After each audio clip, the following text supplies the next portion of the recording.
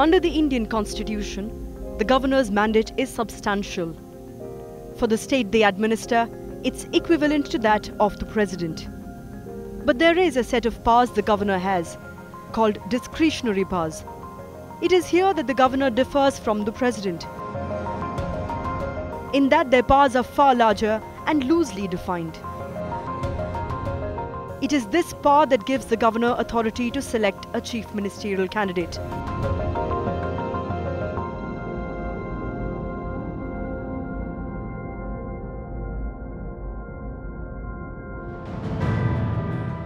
In May 2018, Karnataka witnessed a dramatic power tussle to establish a majority in the Vidhan Sabha.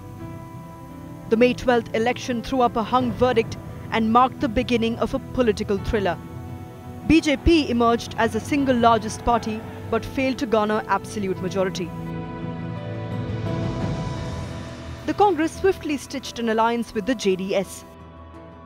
Both sides hurriedly staked their claims, and on May 16th, Governor Vajubhai Vala invited the BJP to form government.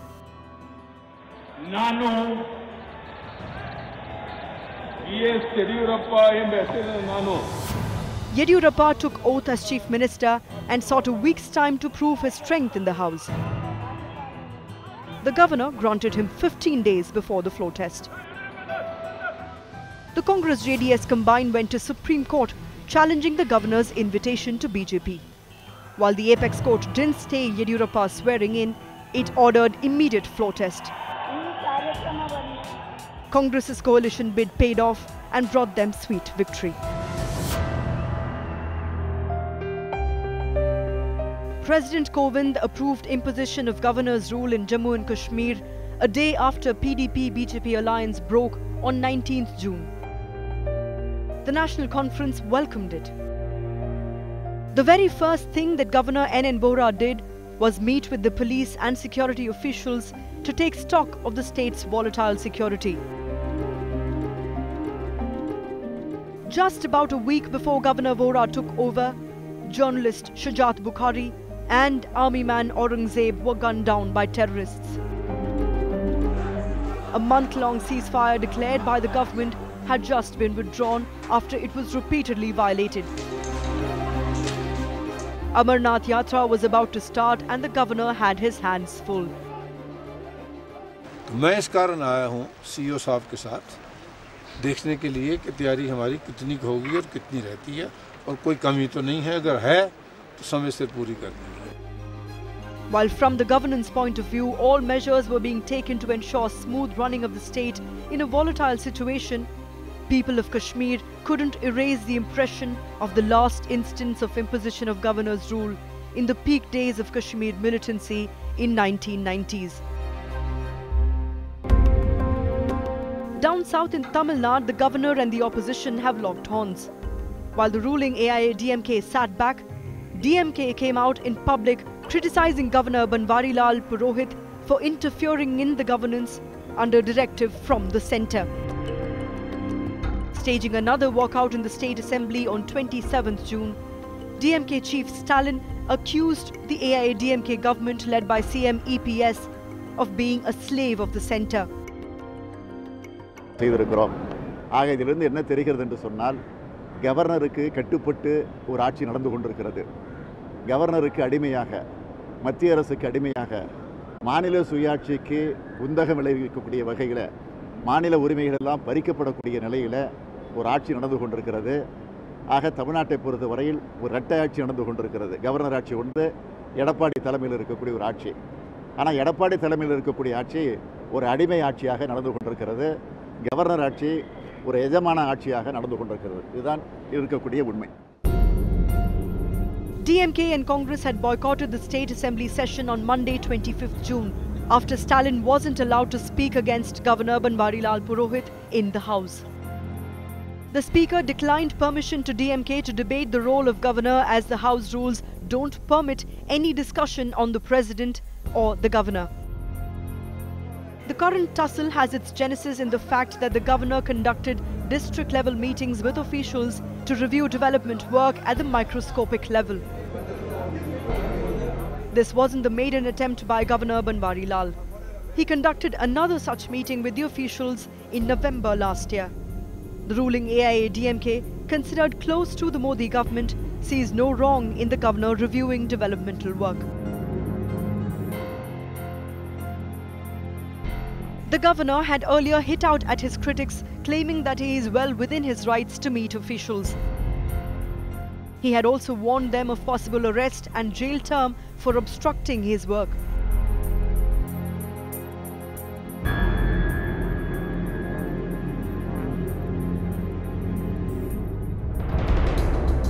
Nine days of sit-in protest from Lieutenant Governor of Delhi's official residence was how Arvind Kejriwal fought his latest war against Anil Bejal and his office.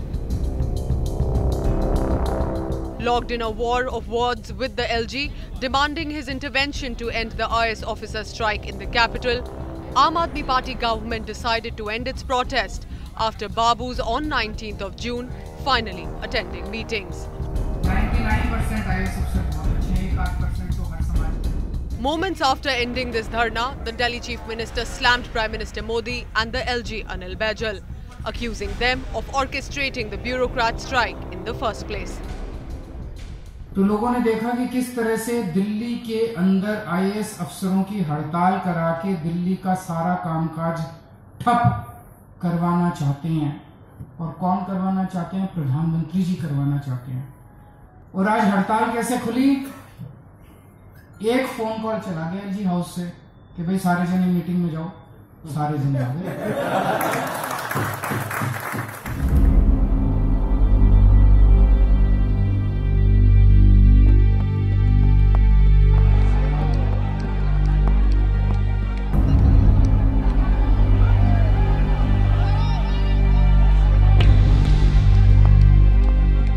This time, it started on the evening of 19th February 2018.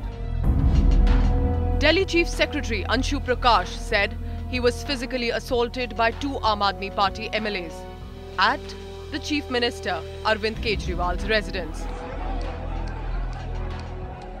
The senior-most IS officer in the Delhi government said the assault took place when he was called to a meeting to discuss issues related to the distribution of rations.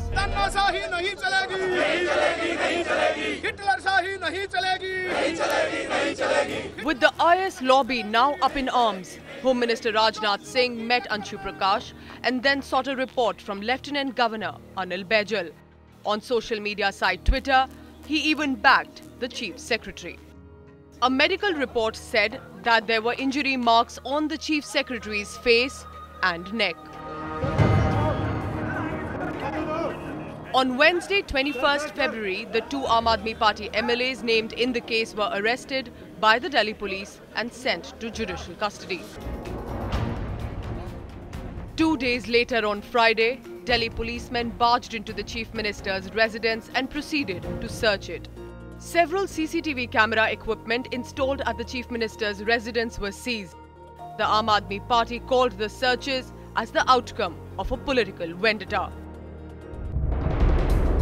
To end administrative paralysis, Aam Aadmi Party has even approached the Lieutenant Governor of Delhi, Anil Bejal, and sought his intervention. Officials, on the other hand, remain adamant that they would not directly take any orders from the AAP ministers till the Delhi Chief Minister or his deputy decides to apologize. But on 19th of July, after 4 months of war of will, Delhi administration was finally back on track. This is not the first time that the Aam Aadmi Party is in a tussle with the administration. AAP and its convener Arvind Kejriwal have been creating headlines right from the word go. The first term of Kejriwal-led Aam Aadmi Party then went downhill and became a mockery due to its actions like the protest against the Delhi police. This was also the time when the seeds of war between the then Lieutenant Governor Najeeb Jung and Arvind Kejriwal was sown. In the first brush of the AAP's regime, the Jan Lokpal Bill, which had been the core issue of an agitation that saw the Aam Aadmi Party being born, was drafted. But LG Najeeb Jung sent it to the Law Ministry stating that it is the union government's nod which was mandatory for this bill. Later, the opposition parties did not allow the bill to be introduced in the assembly. 43 days after taking oath, Arvind Kejriwal resigned and sought a fresh mandate. विधानसभा को तो ये कुछ समझते ही नहीं है, ये सोचते हैं इनको तो आजादी नहीं मिली अभी तक, सारा काम हमसे पूछ के करेंगे, नहीं पूछ के करते तुमसे। This time, the Aam Aadmi Party wiped out the Congress from the state and reduced the Bharatiya Janata Party to a mere 3 seats in the elections that followed. But soon after the Aam Aadmi Party thundered back to power with its massive mandate, the tug of war between Kejriwal and Najib Jung started to build up. In April 2015, Chief Minister Kejriwal ordered that all the files related to police, public order and land must go through him. But the then Lieutenant Governor Jung did not agree with the Chief Minister. He got back by saying that he was not obliged to route files through the CMO. This was just the beginning of the jung between the Chief Minister and the Lieutenant Governor of the national capital. A month later, in April 2015, Kejriwal accused an IS officer, Shakuntala Gamlin, of lobbying for power companies. Gamlin was appointed by Jung as the acting Chief Secretary of Delhi. Kejriwal claimed that Gamlin wanted to trick the government into signing some documents which would give these companies 11,000 crore rupees as a loan. Delhi सरकार में एक बिजली विभाग है जी, उस बिजली विभाग के अंदर एक सेक्रेटरी है। जब हमारी सरकार बनी तो हमारे बिजली मंत्री के पास वो सेक्रेटरी आई, आके कहती है कि इस कागज पे साइन कर दो मंत्री जी। मंत्री जी ने पूछा क्या कागज है ये? उन्होंने कहा दिल्ली की बिजली कंपनियां बैंक से 11,000 करोड़ रुपए का लोन ले रही हैं, उसके लिए ये कंफर्ट लेटर है। तो मंत्री जी ने पूछा ये कंफर्ट लेटर क्या होता है? तो सेक्रेटरी कहती है ये कंफर्ट लेटर कुछ नहीं होता जी, ये केवल फॉर्मेलिटी है, बस आप इस पे साइन कर दो। मंत्री जी ने साइन करने से मना कर दिया। वो सचिव पीछे पड़ी रही 15-20 दिन तक कि किसी तरह से इस पे साइन कर दो। जब मंत्री जी ने चारों तरफ पता किया तो पता चला वो चिट्ठी कोई कंफर्ट लेटर नहीं है, वो चिट्ठी गारंटी है। After the allegations, Najib Jung gave the Delhi government another big jolt by snatching away its power of appointing and transferring the bureaucrats. Jung intervened in matters of appointment in another flagship program of the Aam Aadmi Party government, the Anti-Corruption Bureau. Jung derailed the AAP's plan of appointing 5 officers of Bihar in the ACB and named M.K. Meena, the Joint Commissioner of Delhi Police, as the chief of ACB. This fueled the fire between Arvind Kejriwal and the LG even more.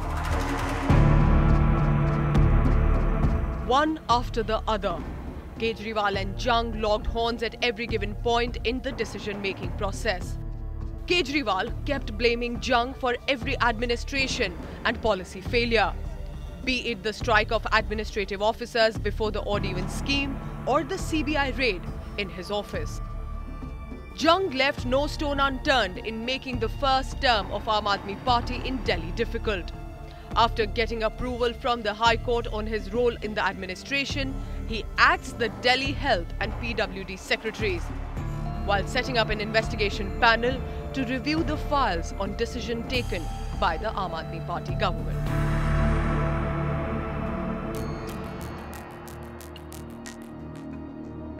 In fact, he did not leave it to that. Jung exercised his authority on Kejriwal's ministers as well. In September 2016, when the capital witnessed a massive chikungunya outbreak, LG Jung dialed Deputy Chief Minister Manish Sisodia and asked him to return from Finland to take charge of the worsening situation in Delhi. The next day, Health Minister Satyendra Jain rushed to Jung's house and alleged that the LG was acting at the behest of the centre to discredit the city government during its worst mosquito-borne disease outbreak in years.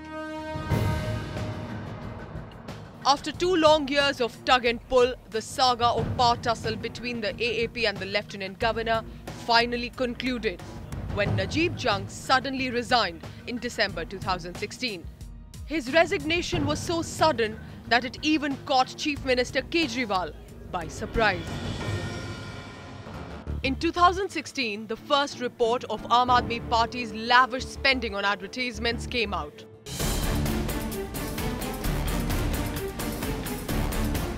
By 2017, the numbers had risen. Congress leader Ajay Maken claimed that there was more than 20% hike in AAP's spending on advertisements as compared to the previous year. The advertisements ran on the tagline "Jo Kaha, So Kiya," referring to Aam Aadmi Party's pre-poll promises and the measures taken by government to implement them.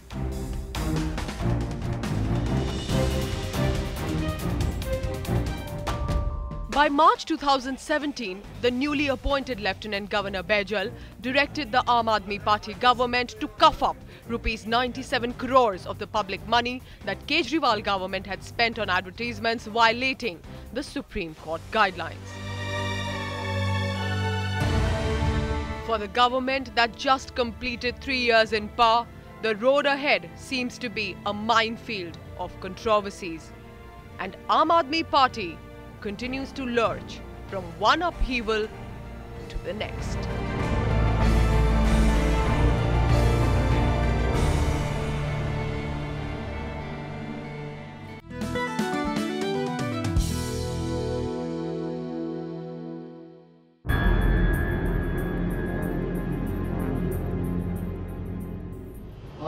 Manohar Parrikar देवाची सुपूत घेता की कायद्यावरवी स्थापित जाला अशा भारतीय संविधानाविषयी. On March 14, 2017, BJP's go-to man Manohar Parrikar was appointed the Chief Minister of Goa by Governor Mridula Sinha. Parrikar, who had resigned as the Defence Minister a day before, was being sworn in as the Chief Minister of the coastal state for the 4th time, and he was given 15 days to prove his majority in the Assembly.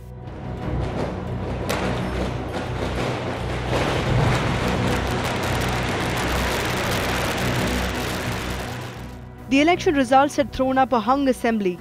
Manohar Parrikar's party, the BJP, which had been in power since 2012, not only did not win a majority, they came in second.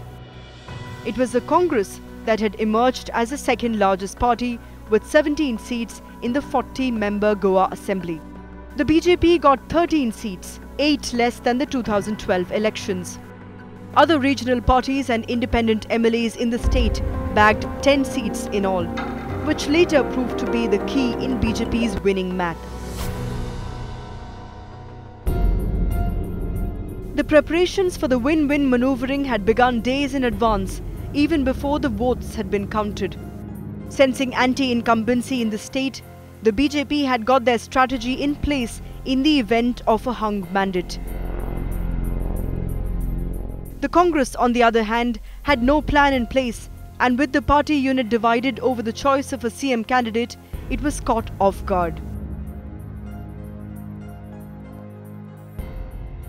In Goa 2017, like in Karnataka 2018, the Congress had moved the Supreme Court, challenging a governor's decision on who got the invite to form the government. But unlike Karnataka, in Goa, the Congress cried foul at the governor not inviting the largest party first. Supreme court की judgement की धज्जियां उड़ा दी जा रही हैं और constitution, Hindustan के constitution की धज्जियां उड़ा जा रही हैं, गवर्नर्स को इस्तेमाल किया जा रहा है. Senior BJP leader and Finance Minister Arun Jaitley, in a tweet, defended the Goa governor's move to allow the BJP to prove the numbers to form government in Goa. Jaitley's tweets from 2017, seen in light of what happened in Karnataka, seem ironic. The Supreme Court bench, urgently hearing the Congress's plea, had not ruled against the governor's decision but had set the date for a floor test, 16th March 2017, just 2 days after Manohar Parikar's swearing in.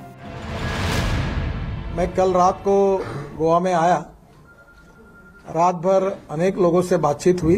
यहाँ की जो प्रमुख दो पार्टियां थी, इसमें MGP और Goa forward, इन्होंने मुझसे बातचीत समय ये कहा कि अगर मनोहर पर्रिकर अगर मुख्यमंत्री करके आते हैं तो उनके नेतृत्व में हम समर्थन करेंगे। On March 16th, 2 days after his swearing in, Manohar Parrikar proved majority support for his government in the Goa Assembly.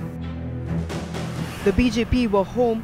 While they had not managed to convince the electorate to vote them back to power, some smart calculations and political deals ensured that it was still a BJP-led government that was back in power in Goa for another 5 years. As Manohar Parrikar took oath for the 4th time as Goa Chief Minister, another political storm was brewing 2,500 kilometers as the crow flies to the northeast. The plot was similar. In the two-phased March Assembly elections in Manipur, the BJP came second with 21 seats and the then ruling Congress bagged 28 seats, missing out on majority mark by 3 seats. As uncertainty over the fate of Manipur government loomed, on March 13, 2017, Congress leader Okram Aibobi Singh resigned from the post of Chief Minister. The same day, being the single largest party, Congress staked claim to form government. But Manipur governor and senior BJP leader Najma Heptullah called the BJP to form government, despite their formal request coming after the Congress. The responsibility of the governor is to see who has got majority, who will be working for the interest of the state and have the stability. BJP took help from regional allies National People's Party and Naga People's Front with 4 seats each, and the lone LJP candidate Karan Shyam. This squabbling took BJP's tally from 21 to 30, still one short of majority. It poached Congress's Shyam Kumar Singh to fit the arithmetic. In an unprecedented event, without even resigning from the party, Shyam Kumar was seen accompanying the BJP MLAs to Raj Bhavan to stake claim to form government. He was rewarded with a cabinet berth in the N. Biren government, and Governor Najma Heptullah administered oath to Shyam Kumar, despite violating the anti-defection law. The Congress government in Puducherry has been at loggerheads with Lieutenant Governor Kiran Bedi since she assumed office in 2016. At the heart of the power tussle is a dispute over who gets the first and last word in running the affairs of the Union Territory, much like the tug of war between the AAP government and Lieutenant Governor in Delhi. Soon after she walked into Raj Niwas, Kiran Bedi had pulled out the rulebook to insist that she shouldn't be expected to be a rubber stamp. Chief Minister Narayanaswamy had then contested her interpretation of the rules, reminding her that an elected government was in place. Flashpoints include medical admissions, civic problems and induction of 3 BJP MLAs nominated by Kiran Bedi.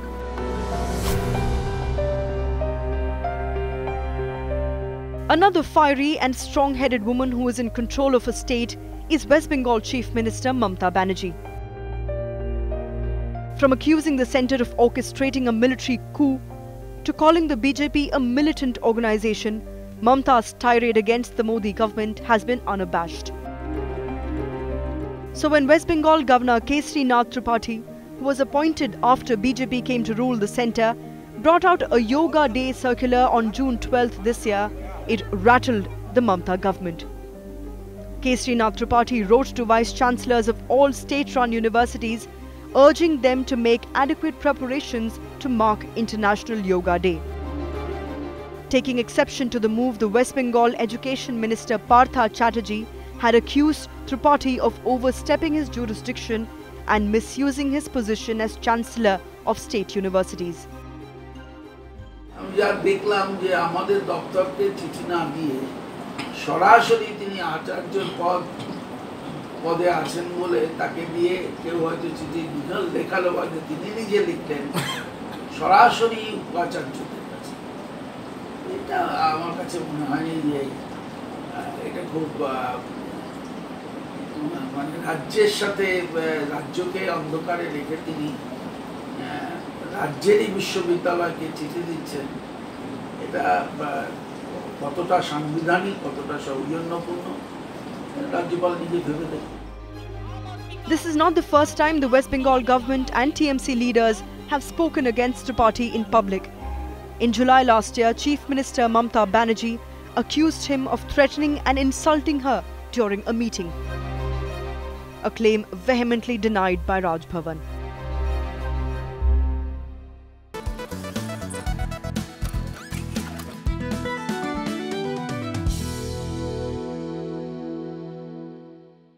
Thanks for watching the video.